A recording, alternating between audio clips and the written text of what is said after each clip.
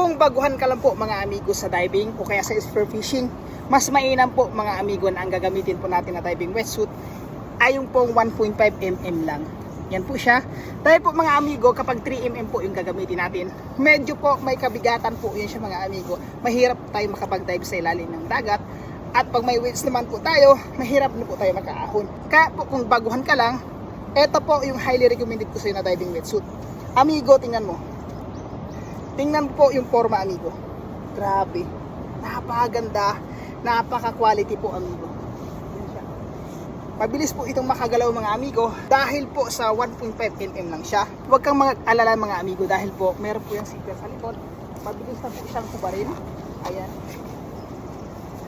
Kubad agad. At mabilis na po itong isuot. Ganyan po ito kaganda amigo.